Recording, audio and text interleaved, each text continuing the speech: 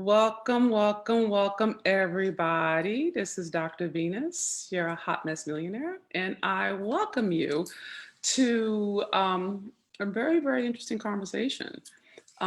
White supremacy and blackface. How Black people can be Trump supporters. And this one was deep. I was not prepared. For really getting up under what is the driver here, right? And so I'm gonna do this, I'm gonna teach it, all right? So let me get a couple of things in first so we can just flow with this. And I'm gonna go slow just because there's different pieces of it that have to be built to make it make sense, all right? The first thing is I'm gonna encourage you right now to go ahead and subscribe, share, tag, everybody. Just go ahead and if you can hear my voice, tag somebody. All right. If you can hear my voice, share this post. All right. If you haven't already subscribed to the Hot Mess Millionaire podcast, please do so. Okay. And I'm committed that we get the word out to people so that we all work together so we can all win this election. Okay. So I got an intention here. Okay. So that's the first thing. The second thing is I want to make sure you know that I have resources here that are listed. The main two that I want to bring your attention to is the register to vote. I just heard or read somewhere, because I've been listening, hearing, I've been reading all day, that I think it was from Sean King, that the postal service has been impacted in a way that you need to go ahead, if you're going to vote, you need to register and get everything done now, because in 3 weeks, they're slowing the mail down. That's what is happening. So please, please, please get your mom to vote, register your sister, register your women's group, register the people in your church. It's a big deal. It's a big deal. It's a big deal. All right. And also, if you have somebody who's gone to jail, I have a link here to find out their rights, because they may be able to vote. And that counts too. It's important. So because you're here, you are the mouthpiece for the people you touch. Okay. You are the way in. So please make sure you empower the people around you, not just you, but the people around you, all right? And the last thing I want to say before I go into a deep dive into teaching is I'm doing my last Healing History Masterclass, okay? I'm doing my last one, and I invite you to come be with me. I'm going to be talking about a lot of things with regard to manifesting peace, partnership, and millions of Black men who love us. And I'm definitely going to go into the historical wounds that impact our power dynamic, and you can count on that. But I'm adding in a new piece. I'm adding in a piece around why do Black women become livid when they see a Black man with a white woman? I'm going to break it down to you. I'm explaining it to you. And I'm going to show you how to get out of it. All right. So that if you go to healinghistory.com, sorry, don't listen to me. I'll put a link somewhere. Okay. That way you can come participate. It's glorious. It's our last one, and it's going to be a great, great lesson. And there's some other opportunities there as well. All right. Okay. So resources, I listed out articles so you can read about Black supporters of Trump and their logic. That way you don't trust my word. You read it for yourself. Don't fact check me, baby. Read it for yourself. All right. So I put some really amazing articles in here. And the nightmare Black Trump supporters march. No, that's not it. The one that says number 5 is a profound, the way they argue it. It will show you the rhetoric that they use to have Black people become white supremacists. Okay, it's a beautiful example of it. So I want to make sure I bring that out for you. Okay, and then I listed 3 videos by the same woman. And the reason I listed her videos is because I want you to see how she's using the Bible, Christianity, and oh my God. And even, I wouldn't even go as far as say hip hop to, to buttress up why she's supporting Trump, okay? And so I just wanna make sure, so be prepared when you read these or look at these, get your heart right. Get your heart right. Get prayed up and get your heart right, because it's going to blow your mind to the degree that white supremacy comes out of their mouth, okay? And they believe it, all right? And you don't have to fight with it, but if you're not aware of it, you're gonna argue with it, and you don't need to, all right? So with that being said, I wanna give you, I have 6 points. I'm gonna start with 6 points of how does a Black person become a white supremacist? How the hell does that happen? How is that even possible? I'm gonna show you how it's possible, okay? So let me go back to slavery. Let me go back to history, all right? Help me, Jesus, help me fix it. Okay, let me do it like this. So if you think about the plantation household, you had a master, a maid, a slave, and a mistress, okay? You have these 4 components, okay? And they interacted in very particular ways because it was rooted in survival, all right? All of that was rooted in survival. What happens for the Black man inside of white supremacy is that his masculinity gets born inside of that context. So he sees power, white men, all right, behaving a certain way, getting certain things, having people obey, having people acquiesce, people, big house, nice carriage, all that stuff, all of that, all that patriarchy was what Black masculinity was born inside of. That was the food it ate in its natal position, okay? That is what Black masculinity was born inside of, okay? And so after emancipation, all right, after emancipation and moving into Reconstruction, right, Black men, the only model they had for masculinity was where they came from, all right? So there's a whole historical overlay or fundamental value system that is rooted in white supremacy because of patriarchy. Catch that. Notice I said gender. Because of patriarchy, because he's a man, all right? That Black men have inherited, have in their DNA, have been trained in terms of what it means to be a man, all right? Now, if we fast forward to 2020, all right? When you read these articles, you'll see that there's a group of Black men who love them some Trump. Girl, I didn't know how deep it went. They love him because they see him as a alpha's man, that he's strong and he's fearless and we don't have to like his personality, but we like that he gets things done. And they identify with him at the level of masculinity. They really see themselves, they say, you know what? Yeah, he's not good with people. Yeah, he's not social. Yeah, but he's about money and I'm about money. I'm like, okay, that's one way to do it. And it still ties to this whole notion that white is right, ergo white is better. So that's how a man acts. A man is all about winning or losing. Democrats, they compromise too much. You know, we expect a fight. We're looking for a fight. And all of this is rooted in patriarchy, is rooted in masculinity, which is rooted inside of white supremacy. Are you tracking what I'm putting down? Are you picking up what I'm putting down?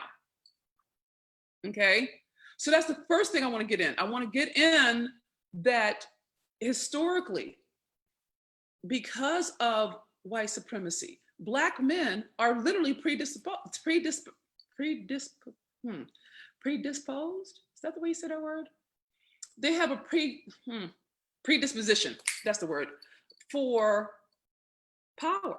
What does it look like to have power? Well, it looks like winning at all cost. So that's the first piece, okay? So the second one of the arguments they use in terms of converting Black people into Republicans to really love them some Trump is they focus on, and you already know this, on the strength of economy. Now, we know that according to facts, we are in a recession. No, we're not winning economically, all right? But that's not what they're talking about.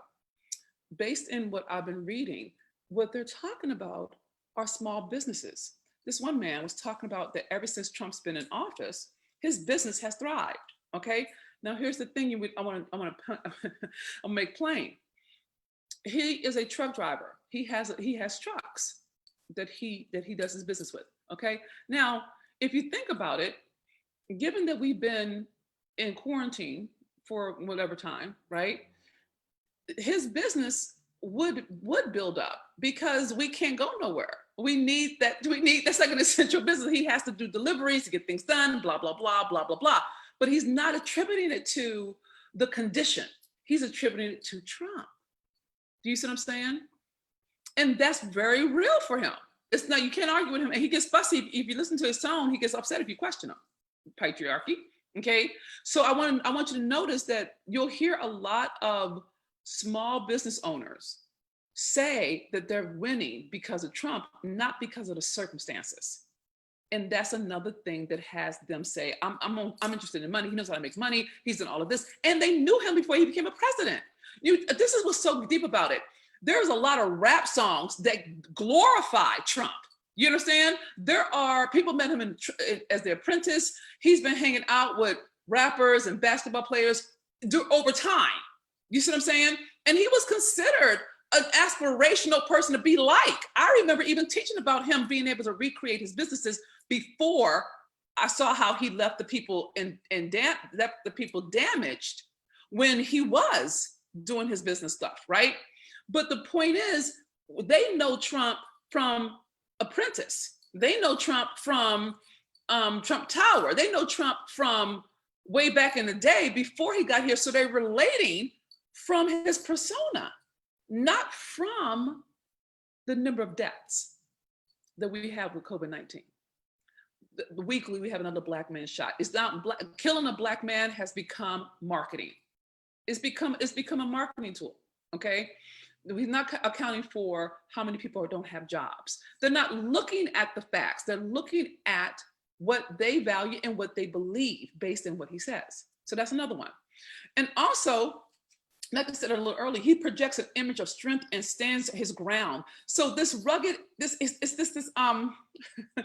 he's very, they say, well, he's not good with people, but he doesn't back down. I like that.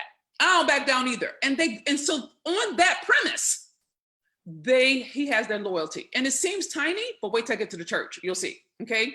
Then the third one, which I think is the most important one, okay? Even though I'm gonna do the other ones before I do the third one, all of these strategies that I'm bringing to your attention, all of them point to one thing and one thing only, okay? And think of it in terms of identity. Think of it in terms of how you see yourself, okay? Or how a person has to see themselves in order to buy into a cult, in essence, all right?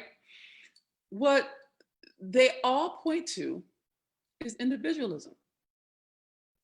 Okay, it's literally all about them and what they can do and the rights they have. It has nothing to do with anybody else. It's like, okay, my business is working. He ain't bothering me. I'm good. I don't have a problem with it. Okay, so if you listen to the language, you're going to hear. Do you remember when Kanye West said when he said slavery sound like a choice back in the day? Remember that? And remember when he said, "Well, I'm a free thinker. I'm a free man. Don't you think so?" And another Black man said, "No, I don't." And he challenged him on it. Well, that language of free thinking, this is how they do it. It's amazing. It's pretty brilliant. Don't get in your feelings, but if you could think about it, damn, that's good marketing. What they're pointing to is they're building an argument called the herd mentality, which is Black people are victimized and they believe they're victims. And I'm not a victim, okay? I'm stepping outside of the Black conversation because I'm a free thinker. I'm a person.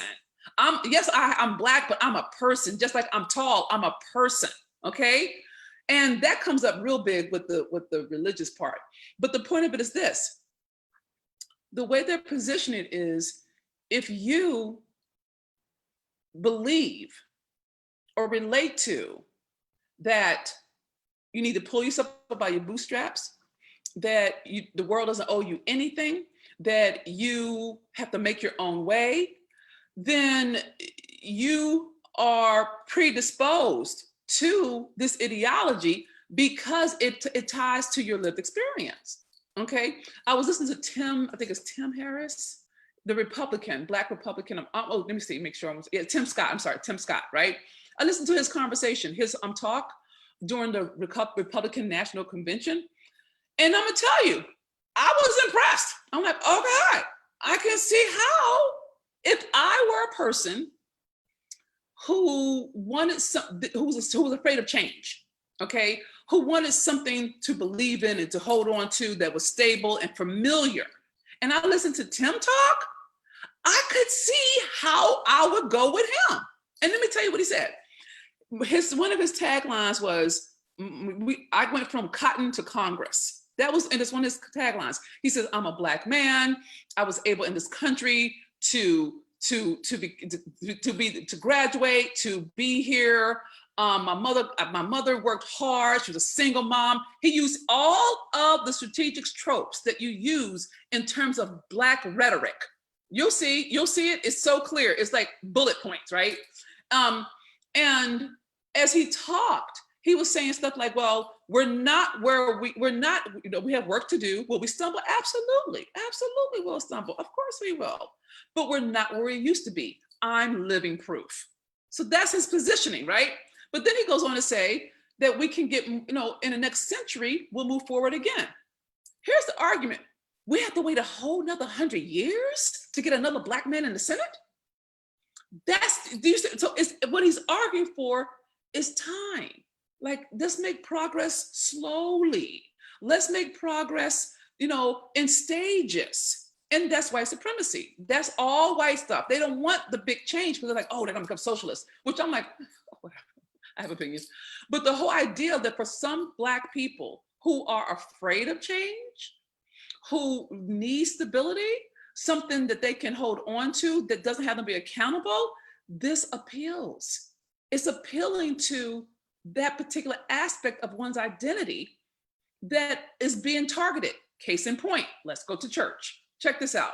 It's profound to me, okay? Oh, I gotta get before I get to church, there's this whole argument that they use, and you'll see it in the writings, that the reason why Black people's, the state of Black community is in the state it is in, it's not because of racism. It's not because of a lack of opportunities or jobs or access. None of that is at play. The reason why the Black community is not thriving is because, and check this out, it is brilliant marketing. So don't get mad at it, learn from it. The reason why the Black community is not thriving is because Black on Black crime, okay, and the absence of the father in the home. Did you catch that? So if you think about how many Black people have you ever heard saying some version of, oh, a Black woman has to be both mother and dad, okay? And so, and because Black men aren't in the family, aren't in the home, then that's the reason why blah, blah, blah, blah, blah. So if you have a value around a traditional value, like, oh, we should have a two-parent home. If you have that value, it will speak to you. And here's the game of it, y'all. It's not about convincing. This is what they do. It's brilliant. It's not about convincing. It's about reasonable doubt. If they can get you to doubt, just get a little bit of reasonable, like, say, consider this, consider that, consider this, consider that. It's beautiful. So there's no force. So you don't have to fight it. It's not like, No, when we get hot, we get insistent, like, right? But that's part of the appeal. You see what I'm saying? And then the last one I get into, and then I'll tie it all together, is the failure of the Democrats, all right? Let me get religious in first. So part of what, oh God, when you look at the videos, you'll see it. But there's a whole nother aspect that Black people are using to convert Black people into Republicans. And it has everything to do with religion. Good old family values. It goes back to the father in the home and respecting your elders and helping your neighbor and being a good person. And it's really, and you can hear it come out of their mouth. It's almost like they all are talking. It's like someone gave them a book and they're reading from the same book and saying the same thing, the same rhetoric, right? And the argument with that is that because of the world is going to hell in a handbasket, we need to be much more astringent. We need to come back to Jesus, come back to the Lord, bring prayer back into schools, bring prayer back into the state. All of these things are part of the argument because it's a wonderful contrast to gay rights, trans rights, Black women's rights, immigration rights. Can you see what I'm saying? Does that make sense? So it's a counter argument for the status quo, for what's familiar. And because people who are Christian believe, I mean, when they're Christian, they're for real, right? There's a belief system in terms of doing things in a certain order. So what they do is they build their argument based on that belief. Like, there's a season for everything. There's a season for growing, there's a season for sowing, there's a season for rain, there's a season for sun. So they build on that, and they put the arguments in that house. So it appeals to that person's value system. Does that make any sense? This is how a person turns to Trump, okay? And I'm gonna tell you what's really profound about all of this is that it's not rooted in anything that you can see, right? So for example, they keep talking about how much money Trump has given to historically Black schools, but no one can fact check that. I have yet to see a historically Black school acknowledge Trump for giving them a dime. Okay, so I don't believe it, because I know if he gave them a dime, the black schools will be saying it, okay? But because they believe so strongly in what he says, and because it ties so tightly to their values, he becomes their new Messiah, okay? And so what I want you to understand is, and they're also, the last one is, they're mad at the Democrats because they feel like the Democrats have failed them. They feel like the Democrats did not keep their promise. They're mad at Obama. He didn't do enough for Black people, which I think is ironic that you're going to punish them. Okay, so there's a whole approach to this. Okay, it's a whole approach that if you are not on your P's and Q's, you would actually consider what they're saying is true. And once they get a foot in, they kick in the door, because they load you down with all this stuff. So you'll see some of the videos, if you look at them, where they're pointing to, like, Senator Harris. This one woman goes to Oakland and looks and see how bad this neighborhood looks, and she hasn't done anything. And Joe Biden's been in office for 46 years and he hasn't done anything. Can you see how the Democrats don't care about you? That's what they're saying. And they're using Black people to say it. And the Black people they're using don't know they're being used, because in their mind, in their world, rather, I could say mine, in their world, it's true. And they benefit from it. Individualism, they get paid, they become celebrities, they drop books. Case in point, I'm gonna look to his historical roles. So there are 3 historical roles. I'm gonna start off with Coons, okay, Step and Fetch It. What is it? Oh God, what are their names? Diamond and Silk, the sisters. If you wanna look up Coon, look it up. Coon is a racial, it was a racial slur, okay? But it was a particular, let me just read it to you, because I wanna make sure Coon. I want to make sure Coon definition, okay? Because it used to be a racial slur, but it has its own background, okay? Okay, it says, oh wow, there's a lot. Okay, when used by whites, well, that's not gonna help. Okay, let me just try it differently. Step and Fetch It, Coon, is all rooted in a group of Black people who were considered slow, dim-witted, okay, not really smart, and were in a lot of ways laughable, less than, okay? And so, and almost like caricatures of Blackness. Do you understand what I mean? Like, if you think about the big red lips, you know what I'm saying, and the blackface, if you think about Coon shows, okay, now we're in the same house. So if you look at Silk and Diamond, they fit right into that social position. There's a space for them in white society, all right? Because they fit into the whole trope of a coon, okay? They're very exaggerated, they're very boisterous, and they look stupid. That may be the best way to say it. They look stupid. It's to the point that they look stupid to the point they look funny. That's cooning. That's Coon. Step and Fetch It, if you look it up, you'll see he did it as a dimwit one, but it was still part of a particular lineage of Black people being less, okay? So you have Silk and Diamond, and they're dropping a new book, okay? Okay, so I want you to see how this works. So they get the following by doing stuff that's really egregious, get the free press, just like Donald trained them, okay? And then they drop a book about it once they have a following. So I want you to see the rhythm of it. Then we have an Uncle Tom, okay? And people have been, who do they call Uncle? Terry Crews, they called the Uncle Tom. Tim Scott was called the Uncle Tom. There's a list of them. But an Uncle Tom is a historical role and a historical position of a Black house slave who so identifies with the master that he becomes his yes man. That's what a coon is. I'm sorry, that's what an Uncle Tom is. So when you hear somebody says, "Oh, he's being an Uncle Tom," they're saying that this black person is so loyal to the white master that they how do you say, they denounce their own race. That's maybe the best way to say it. Okay, so if you think about Terry Crews, sometime in the summer, 2020 summer, right? He put it on Twitter. He said, you know, let's not make Black Lives Matter into an exclusive group. And now no one was saying that, but he was like, well, he was saying that Black Lives Matter could turn into a hate group. In essence, that's what he was pointing to. And of course, he got upset. Everybody got that. People, Black Twitter, read him for filth, right? Just dragged him to the streets. But the point of it was that him identifying with, we're just people. We're not Black people. We're people. I'm a person.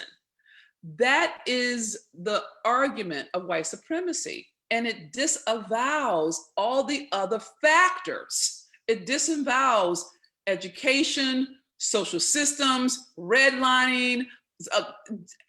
It disavows all that. It says, oh, well, that doesn't really matter. What really matters is that you can, if one of them can do it, then you can do it too, okay? Now, the most powerful of these roles, these social positions, is the slave catcher. Let me help you understand. So before emancipation, if you think about Harriet or 12 Years a Slave, right? There was a whole a season when Black people, African American people, were running for freedom. Okay, out to get free, give us free, right? And there were Black people, specifically Black men, who were hired by white people to track Black people for money. Now, I think that if we have just been money, I think we can all see that, right? We can see that people like Silk and Diamond and Candace Owens and these other people, they're making money. That's capitalism at its finest. You start a fight, okay, get known for free publicity, and then you create a show, you create a book, you create a tour, and you feed your flock, right? And so that's the formula. If you look at it, you can see it. Donald does it all the time. So in Kanye West did it when he was dropping his album, same principles, right? But with a slave catcher, not only did they get paid, they actually enjoyed the position. They enjoyed beating Black people. They enjoyed killing Black people. They enjoyed being thought well of by white people, because when they did the stuff that white people wanted them to do, just like Tim Scott, they get included. Their race stops being a problem because now they're a person. They're a free thinker. Remember when Kanye had said, "I'm a free thinker," and when he said slavery, I may be repeating myself, but I'm okay with it. When he said slavery never happened or slavery was a choice, he said, "Well, I'm thinking freely. I'm a free thinker," and he's not. That's the rhetoric they use for him to feel like he's an independent person. Does it make sense? It's still it's a form of, how do I say this softly? Help me, Jesus, say it pretty. It's a form of control. It's a form of control where it looks like it's your choice. But if you have the kind of constitution where you want to be accepted, when you want to be well thought of, where you affiliate power with winning, that means you're more easily manipulated by people who actually understand how to have it look like it's your idea. Okay. And if you look at all these people, they all fell out of love with democracy. They fell out of love with Black people, and they're looking for a fight. Their tone, their whole position is a very, very vicious tone. It's rooted in attack and sarcasm. You should check it out. It's not a game. And they're so right about what they're right about, you can't even talk to them. You can't have a conversation. It just becomes a screaming match, because even when you try, they turn it and make it something else. White supremacy at its finest. But because it's coming out of a Black face, literally, white supremacy rather, forgive me, white people, white supremacy can get us inside of the communities and actually take votes away from any other party, specifically Democrats. Kanye said out loud, yes, I'm trying to take votes away from Joe Biden. He said it all right. He said it outright. Okay. And so what happens is, when you have these type of roles, these social positions, whether it's at the church or at a protest or just on Facebook or Instagram, now you got to deal with, there are people who are eating it up because they want something certain. They want to feel grounded. When all the things that Trump is doing is he's destabilizing the country. And that's when countries get taken over. That's when people, it makes us vulnerable for attack. Okay, but more than anything, it has a person who comes in as a savior. You see what I'm saying? You destabilize, and they think, well, I'm here, I'm Trump, I'm strong, I got broad shoulders, I'll fix it all. And when he talks with that confidence, people who don't have confidence believe him. Okay, I want you to be very clear. They believe him. And he doesn't have to do fact checks. He doesn't have to have proof. He just discredits everything else. He's like, oh, that's fake news. Believe me, don't believe them. And then he puts out false information that they believe because they trust his word. Okay? And also you want to notice that they get fed by it. They really do get a lot of attention. Candace Owens is almost famous because of the stuff she said. Okay? So fundamentally, Black people who support Trump, if you listen to their rhetoric, if you listen to their words, they are the mouthpiece for white supremacy within the Black community. That's it. They're just regurgitating what's been said for over 400 years. They're saying the same script that they said back in slavery, that Black people are niggas. One young lady said, she said, I'm a Black person, I'm not a nigger. Let me show you what a nigger is. And she goes on explaining what she thinks a nigger is, right? But it's all the things that white supremacy doesn't like about Black culture. She says it, but it comes out of her mouth. And she had I looked at her YouTube, I looked at as much as I could. I couldn't get through all of it. She has over 300,000 views of this one video when she says, Black people versus niggas. And she's talking about how she's fabulous and all this type of stuff. And I'm fine with that. I don't know if you care. But what she's doing is she's mixing in the religious values with social to pull people into that belief system. Okay, so if you listen to the rhetoric, you're going to start noticing they're saying the same thing. You're going to hear them say, I'm a free thinker, I'm not a victim, I have made my own way, I am a good person, I have high values, I have high morals. I mean, and it's part of, if you listen, you'll hear it. Okay, so we've had this before. We've had this historically. We've always had Uncle Toms, we've had coons, and we had slave catchers. Okay, we've had people. I remember Spike Lee talking about internalized racism with the police. I think it was Do the Right Thing, and when he was like, the police officer was like harder on the Black police officer, was more vicious than the white one. Okay, and it was internalized racism. I would say is express white supremacy, quite frankly, because it's the same ideology, it's the same value system, all right? And there are some Black Klan members, there are some Black Republicans, there are Black Trump supporters, and if you listen to them talk, if you can deal with this going through the conversation, because it takes something to hear it out, all right? You'll start to hear the value system. Well, I'm not a victim. I'm not part of the herd. I'm an individual. I can take, this country's been good to me. I can have a good job here. I've been able to raise a family here. And everything they're pointing to is always the bare minimum. You know what I'm saying? It's a step above slavery. If you listen to them, they're speaking as if we don't have the same right as white people and should be grateful for what we do have. I have a good family, I got a good job, I got a good business, and it's all rooted in self. It's rooted in individuality. And that is white supremacy at its finest. It's me versus we. It's I versus you, okay? And it's mine versus us. And when you understand that that is what you're dealing with, you have to choose how to engage. Here are some suggestions that I have. I don't fight people about what they believe. I will never argue with someone about something they believe. So if you bump into somebody in your family or somebody that you know at your church, or if you bump into anybody who, feels the need to express themselves and they're talking about, how they're individuals and how the Democrats have failed us and they don't care about us, or if you hear like, oh, Joe Biden, he did all this bad stuff, he hasn't done anything, or Kamala, she's not really Black, all of that rhetoric is white supremacy. And what I do when people feel the need to express themselves to me, this is what I do. I hear them out. I hear it. I have to hear it first so I can understand where to point. I want to understand. And then I just go ahead and go down the line. So for Senator Harris, one young lady was saying, well, she has a white husband and a mixed family, so she's not Black. And she, what else they say? She put more Black men in jail than anybody else. I'm like, you know what? You're absolutely right. She did.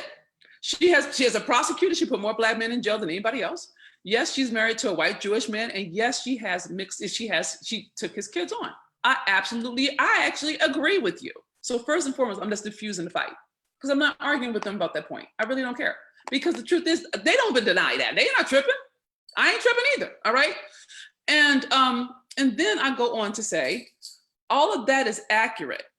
And what I'm looking at is how many Black men get killed in America each month. And I'm looking at how many people are dying because COVID-19 is not being managed. And look at how many people don't have jobs at all.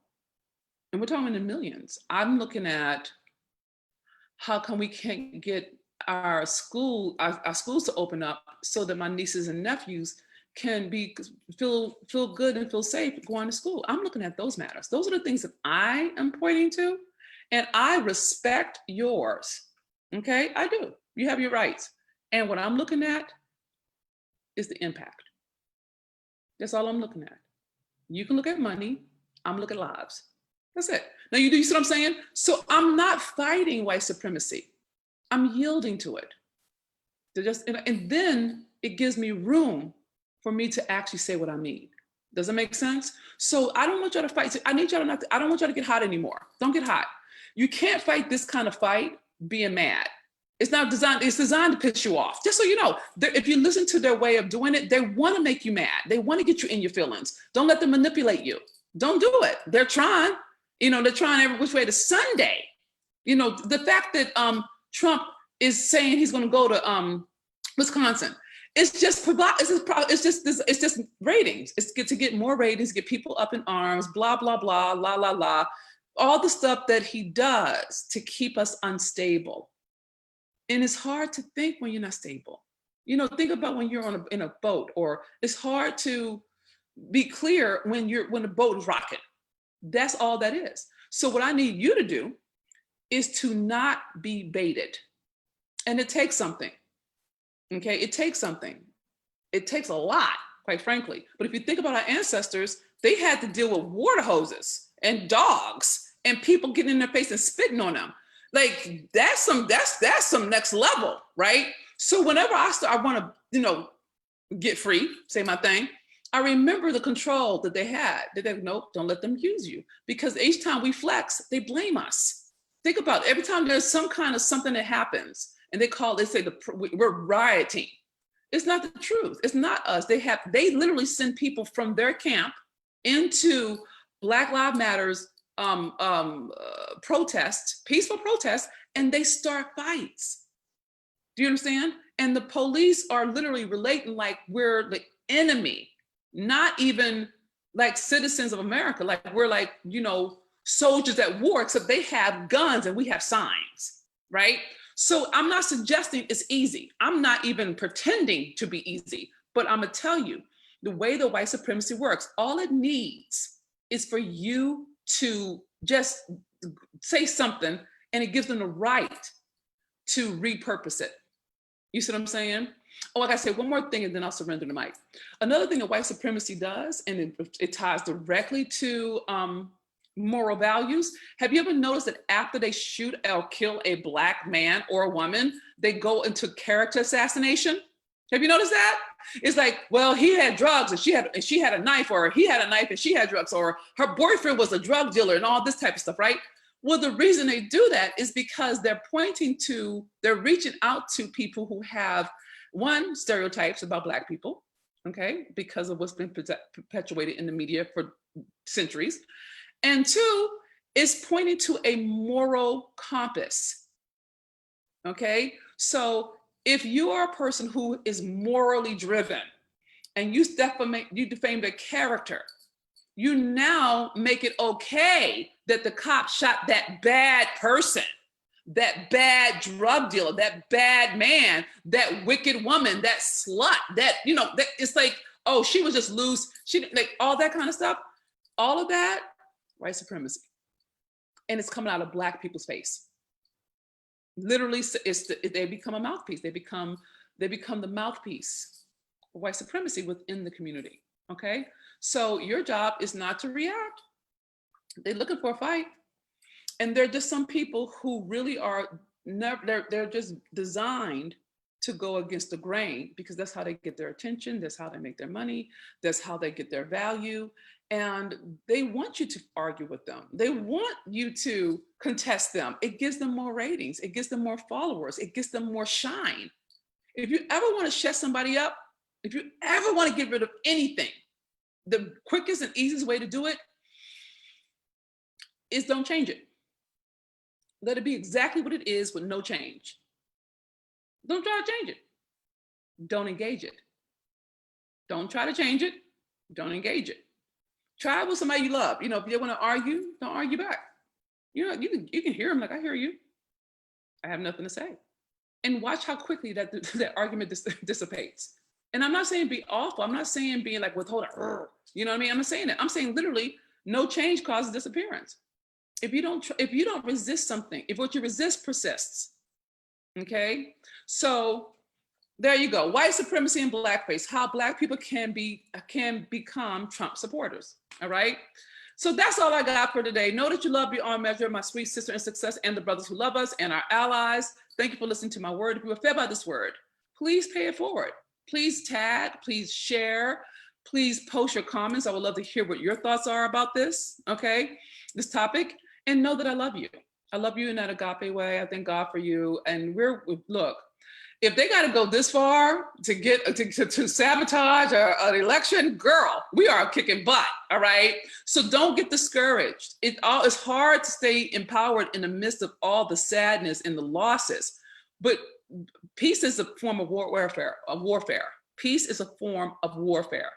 Okay, staying in positivity is a form of warfare. It's spiritual warfare. Okay, so don't let them use you. Okay, baby girl, don't let them do it. And the last thing I want to say is, please, if you can, come join me for a masterclass. Okay, I'll put the link here somewhere, and I would love for you to be there. And if not, no worries. Know that you love beyond all measure, my sweet sister in success, and remember this: you're worth so much more than you have ever historically, socially, culturally, ever been taught to believe. I love you. I thank God for you. You are the truth. You are the way, the truth, and the light. And I'll say this now, and I'll say it forever until God tells me otherwise. I strongly believe that it will be the healed Black woman who transforms the world. And that woman is you. I love you, sis. Goodbye for now.